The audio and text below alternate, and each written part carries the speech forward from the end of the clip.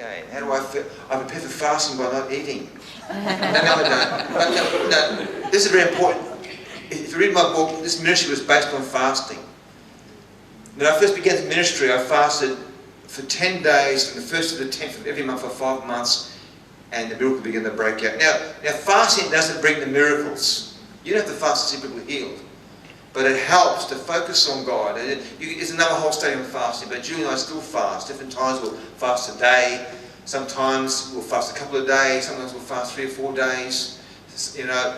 Last year for about 4 months, we used to fast 1 day a week for 4 months. The first year I went out to Scotland, I fasted 1 day a week for the whole year.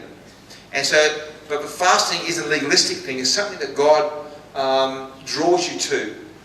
And it's a sacrifice, but it helps you focus. And it helps you get a breakthrough. Fasting really works. It really does work. If you want a breakthrough, try fasting.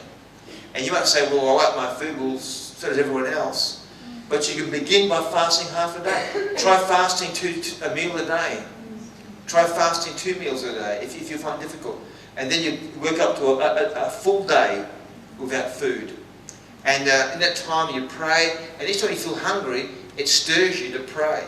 God, I'm doing this for you. I'm doing it because I want to see breakthroughs in my life. And what I normally do is I get a list, I write down things I want a breakthrough for, and Jill and I will get together and we'll agree to a fast and we'll pray for something. I tell you what, it brings breakthrough in finances. It brings, last year I was praying for a family member, and I said, I'm going to start fasting for this family member.